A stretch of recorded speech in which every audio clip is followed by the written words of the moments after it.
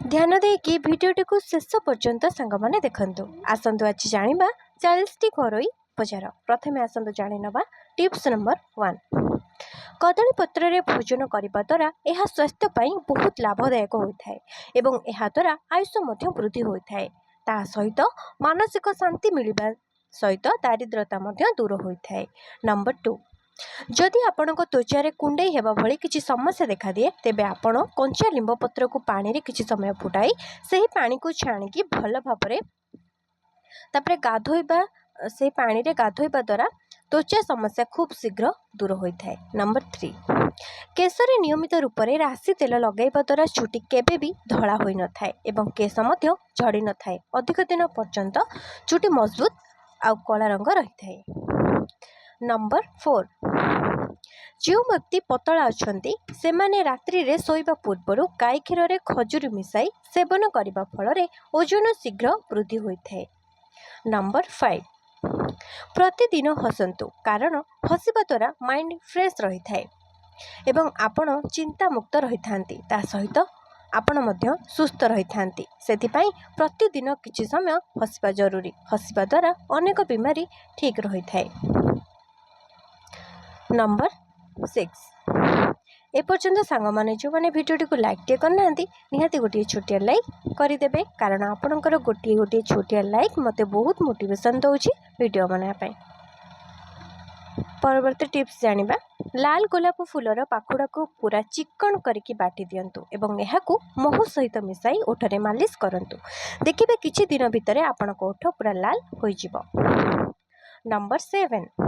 प्रतिदिन सकाळे और संध्यारे गृहरे शंख ध्वनि बाजिबा द्वारा गृहर वातावरण शुद्ध होगा सहित गृहर आखपाख वातावरण बा परिवेश शुद्ध होइथाय एवं गृहरु अशुभत्व नष्ट हो जाय थाय। निहाती संध्या समय रे शंख ध्वनि करबा निहाती आवश्यक। नंबर 8। खरा दिन रे तोरानी रे अल्प लूण तोरानी रे अल्प लुण टिके धनिया पत्र एवं टिके अदा पकेकी पीवा द्वारा पेट ठंडा रही थाए। किंतु मन रखिबे अधिक खटा तोरानी न हेबा दरकार किंबा 3 ରୁ 4 दिन अधिक दिनर खटा तोरानी पीले देहरे बा देह पाई क्षतिकारक होई पारे। सेति पई आपण माने गोटे दिनर बा 2 दिनर तोरानी को आपण माने पी परिबे। एहा कले पेट ठंडा रही थाए खाइबा बा पीबा को भी स्वाद लागि थाए। नंबर 9। लिंब पत्र को सुखेकी ताको गुंड करी नड़िया कता सहित मिसेकी धुआं करबा द्वारा गृह को मशा किंबा माछी प्रवेश करि न थांती। संध्या समय रे जदि नड़िया कतारे एही लिंब पत्रर पाउडर को आपण माने घरे धुआं देबे तेबे घर को मशा और माछी आसीबे नाही। एपर्यंत जो माने वीडियो देखलेनी समस्त को बहुत बहुत धन्यवाद। कमेंट रे निहाती लिखि दियंतु आपण माने केउ स्थान रो वीडियो देखुचंती जानिबा जे वीडियोटी केउ केउ जिल्ला रे बा केउ केउ राज्य रे भिडियोटी पहुँची। जदि मोर ओडिया भाई भौणी मैंने बाहर राज्य केउठी रोचंती तो तेबे केउ राज्य रे सब भिडियोटी पहुँची निहाती आपण माने कमेंट रे जणातु। नंबर 11। भोजन करि सारिबा परे तुरंत पानी पीबा उचित नुहे। एहा द्वारा रोग प्रतिरोधक शक्ति कमी जाए एवं ठंडा हेबार आशंका मध्य वृद्धि होइथाय। भोजन करिबार आधा घंटा परे आपण माने पानी पियंतु। एहा कले हजम शक्ति भी भल रहे। नंबर 12। मैदा युक्त खाद्य खाइबा द्वारा कोष्ठकाठिन्य होई पारे। सेथिपाई मैदा एवं मैदा रे तैयारी युक्त खाद्य पाखरु दूरे रे रुहंतु। अर्थात आपण माने अत्यधिक मैदा खाद्य खांतु नाही। एहा कले देह रे अनेक प्रकार बीमारी होई थाए। नंबर 13। गर्भवती थिबा समय रे प्रतिदिन कमला खाइबा द्वारा छुआ गोरा होई थाए एवं ता सहित कमला रे विटामिन सी प्रचुर परिमाण रे रही थाए जहाँकि शिशु को विकास करिबारे सहायता करे। सेतिपाई प्रत्येक गर्भवती महिला मानकू कमला निहाती खाइबा उचित जहाँ द्वारा शिशु गोरा होई थाए। शिशुर रंग तो सफा होई थाए ता सहित शिशु हेल्दी होइकी जन्म ग्रहण करि थाए। नंबर 14। संध्या समय रे केबे भी फल खाइबा उचित नुहे कारण एहा द्वारा पेट और एसिडिटी हेबा सहित ठंडा मध्य होई पारे। नंबर 15। प्रतिदिन स्नान करने पूर्वर जदि शरीर में तेल मालिश करके स्नान करती ताहले एहा द्वारा ठंडा शीघ्र धरी न थाए। ता सहित शरीर सुखिला केबे भी रहे नहीं सबुबले चिकन परी देखा जाए। नंबर 16। हलदी एवं लिंब पत्र को बाटिकी शरीर में लगाइबा द्वारा चर्म रोग भल होइथाए। नंबर 17 कंचा पियाज खाइबा द्वारा रक्तर स्तर वृद्धि होता है एवं नुआ रक्त तैयारी करिबारे सहाय्य करे। सेतिपई आपण निज खाद्य पियाज को प्रतिदिन सामिल करंतु।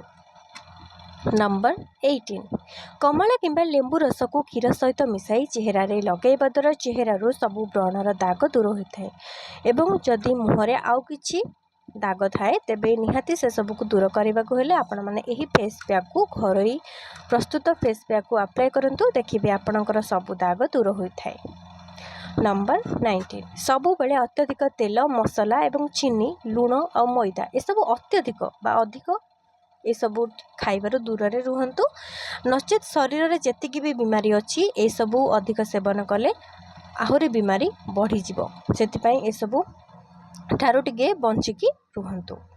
नंबर 20 जो पुरुष बा नारी अन्य पुरुष बा नारी प्रति आकर्षित होइतांते सेमाने केबे भी तांको जीवन रे सुखी होई पारि नथांती यह निहाती सत्य अटे। नंबर 21 वास्तुशास्त्र अनुसार घरर वास्तु दोष खंडन करने घरर मुख्य द्वार में पंचमुखी हनुमान फोटो लगातु। जो मैंने लगे कि जो मैंने लगे नहांती फोटो निहाती भाव में कमेंट रे येस कि नो आपण मैंने लिखि दिंतु। नंबर 22 प्रत्येक गृहिणी माने जदि संध्या समय रे गीता भागवत पढ़िबा सहित अन्य मानकु गीता और भागवत बुझाती ताहले यह द्वारा गृहर सब असुविधा दूर हुए। घरे जदि किछि खराब शक्ति थाए से सब दूरे जाइथांती आ गृहर मंगल मध्य होइथाए।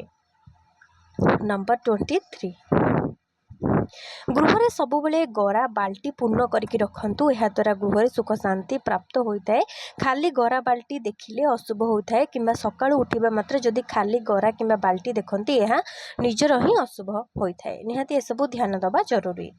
नंबर 24 सकाळर भोजन होउची आपण सुस्थ रहिबार एक परिचय। सेतिपई आपण सकाळर जलखिया खाइबा भूलंतु नाही। भल प्रोटीन युक्त खाद्य खांतु एवं टिके पेट फुल करके खांतु। सकाळर खाद्य पूरा पेट फुल करके खांतु। दुई प्रहरर खाइबा ताठारु टिके कम खांतु एवं रात्रि समय सबुठारु कम खांतु।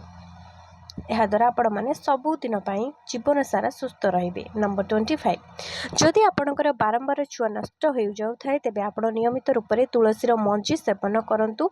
तुलसीर मंजी शरीर पर अनेक फायदा दे थाए एवं अत्यधिक ठंडा पानी किंबा फ्रिज पानी ठारू टिके दूर रे रुहंतु। जदि आपण माने चाहिए माठिया रखिकी माठियार पानी पियंतु। यह पीवा को मधुर लगी थाए ठंडा भी रही थाए। नंबर 26 जदि आपण अधिक सबुज पनीपरिया सेवन करती ताहले यह फल ब्रेस्ट कैंसर हेबार आशंका कम हो जाए जथा पियाज रसुण एवं खटा अंश होइथिबा फल। नंबर 27 भोजन करिबार सठिक नियम हेउची भोक लागिले ही भोजन करंतु एवं भोकरू टिके कम भोजन करंतु। अर्थात 100% जदि भोक होउची ताहले आपण सेथुरु 20% भोक पेटरे रखंतु। माने पेट फुल करके खांतु नहीं 80% पेट पूरा करके खांतु। देखिए यह द्वारा आपण शरीर पूरा सुस्थ रहिबो जीवन सारा आपण माने हेल्दी रहिबे। नंबर 28 लेंबूर चोपारे टिके चीनी लगाई ओठरे मालिश करंतु। एमिति करिबा द्वारा ओठर कलापण दूर होइथाए ओठ कोमल रहिथाए। नंबर 29 सूर्यास्त पर केबे भी काहाको तुलसी गछ देबा उचित नुहे किंबा तुलसी गछरे पानी देबा मध्य उचित नुहे यह अमंगलकारी होइथाए। नंबर 30 पानी सबु बेले बसिकी पियंतु छिड़ा होइकी पानी पियंतु नाही। यह द्वारा आंठु गंठी उपरे अधिक प्रभाव पड़ी थाए आंठु गंठी रे जंत्रणा अनुभव होइथाए। नंबर 31 प्रतिदिन तुलसी पत्रर सेवन करिबा द्वारा मलेरिया भली रोग होई न थाए। नंबर 32 जदि गोड़र बुढ़ा अंगुठी रे सोरिष तेल लगाती तेबे यह द्वारा आखि पोड़ा जला हेबा आखि कुंडई हेबा एवं आखि लाल पड़िबा एही सब आदि दूर होइथाए। नंबर 33 रात्रि समय जदि भात सेवन करुछंती तेबे आपण पूरा अल्प भात सेवन करंतु। अधिक भात सेवन करिबा द्वारा भात शीघ्र हजम होई न थाए राति रे कारण प्राय लोक राति रे खाई सारिबा परे शीघ्र सोई जाती से किसी भी एक्सरसाइज करंतुनी किसी चलाबुला करंतुनी से ଖାଦ୍ୟ ଠିକ୍ରେ ହଜମ ହୋଇନଥାଏ। ସେଥିପାଇଁ ଆପଣମାନେ ଟିକେ ଯଦି ଚଲାବୁଲା କରିପାରିବେ ତ ସବୁଠାରୁ ଭଲ। ରାତିରେ କମ୍ ଭାତ ଖାଇବା ମଧ୍ୟ ବହୁତ ଭଲ। ତା ସହିତ ଶରୀରରେ ମୋଟାପା ବି ଏହାଦ୍ୱାରା ଲାଗିନଥାଏ। ନମ୍ବର 34 ଅତ୍ୟଧିକ ଗରମ ଖାଦ୍ୟ ସେବନ କରିବା କିମ୍ବା ଅଧିକ ଗରମ ଜିନିଷ ପିଇବା, ମାନେ ପୁରା ସାଙ୍ଗେ ସାଙ୍ଗେ ଗରମ ଥିବା ଅବସ୍ଥାରେ କୌଣସି ଖାଦ୍ୟ ଖାଇବା କିମ୍ବା ପିଇବା, ଏମିତି କଲେ କ୍ୟାନ୍ସର ରୋଗ ହେବାର ସମ୍ଭାବନା ଅଧିକ ବଢ଼ିଯାଏ। ସେଥିପାଇଁ ଖାଦ୍ୟକୁ ଉଷୁମ ଉଷୁମ ସେବନ କରିବା କଥା, ମାନେ ଟିକେ ଥଣ୍ଡା କରିକି, ମାନେ ଉଷୁମ ଉଷୁମ ଖାଇବେ। କିନ୍ତୁ ସାଙ୍ଗେ ସାଙ୍ଗେ ଗରମ ଗରମ ଖାଇଲେ କ୍ୟାନ୍ସର ହେବାର ଆଶଙ୍କା ଅଧିକ ରହିଥାଏ। ନମ୍ବର 35 ଲୁଣରେ ସୋରିଷ ତେଲ ମିଶାଇ ଛାତିରେ ଘଷିବା ଦ୍ୱାରା ଛାତିରେ ଜମା ହୋଇଥିବା କଫ ବାହାରକୁ ବାହାରି ଆସିଥାଏ। ନମ୍ବର 36 ଅଟାରେ କ୍ଷୀର ମିଶାଇ ଯଦି ଚେହେରାରେ ଲଗାନ୍ତି ତାହେଲେ ଏହା ଫଳରେ ଚେହେରାର ରଙ୍ଗ ଗୋରା ହୋଇଥାଏ।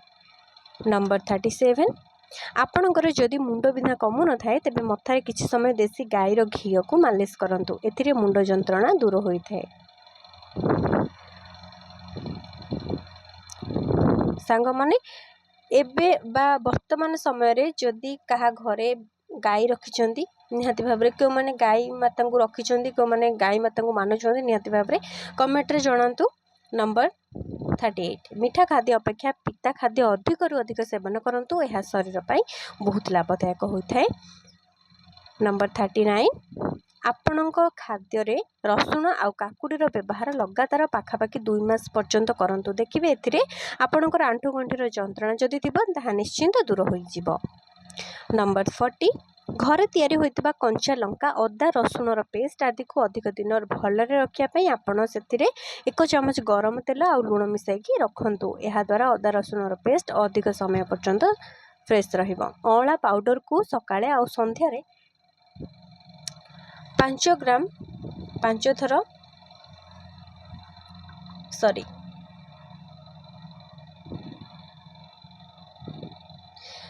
ଉଷୁମ ପାଣି ସହିତ ସେବନ କଲେ ମୁହଁର ଘା ସବୁ ଭଲ ହୋଇଥାଏ। ଅଁଳା ପାଉଡ଼ରକୁ ସକାଳ ଆଉ ସନ୍ଧ୍ୟାରେ ଯଦି ଆପଣମାନେ 5 ଗ୍ରାମ ଏହି ପାଉଡ଼ରକୁ ଉଷୁମ ପାଣିରେ ମିଶାଇକି ସେବନ କରିବେ ତେବେ ମୁହଁର ଘା ଶୀଘ୍ର ଭଲ ହୋଇଥାଏ। ଏମିତି ଶିକ୍ଷଣ ଭିଡ଼ିଓ ଦେଖିବା ପାଇଁ ଶୁଭ ମୋଟିଭେସନାଲ୍ ୟୁଟ୍ୟୁବ୍ ଚ୍ୟାନେଲକୁ ସବସ୍କ୍ରାଇବ୍ କରିଦିଅନ୍ତୁ। ଭିଡ଼ିଓଟି ଭଲ ଲାଗିଥିଲେ ଲାଇକ୍ କରିଦିଅନ୍ତୁ, ସେୟାର କରନ୍ତୁ। ମାତ୍ର ଗୋଟିଏ ସେୟାର କରନ୍ତୁ ସାଙ୍ଗମାନଙ୍କ ସହିତ। କମେଣ୍ଟ କରନ୍ତୁ ଭିଡ଼ିଓଟି କିପରି ଲାଗିଲା ଏବଂ ସବସ୍କ୍ରାଇବ୍ ନିହାତି ଭାବରେ ଚ୍ୟାନେଲକୁ କରନ୍ତୁ, କାରଣ ଏମିତି ଶିକ୍ଷଣୀୟ ଭିଡ଼ିଓ ଆପଣମାନେ କେବଳ ଆଉ କେବଳ ଶୁଭ ମୋଟିଭେସନାଲ୍ ୟୁଟ୍ୟୁବ୍ ଚ୍ୟାନେଲରେ ହିଁ ପାଇପାରିବେ। ଜୟ ଜଗନ୍ନାଥ, ଧନ୍ୟବାଦ।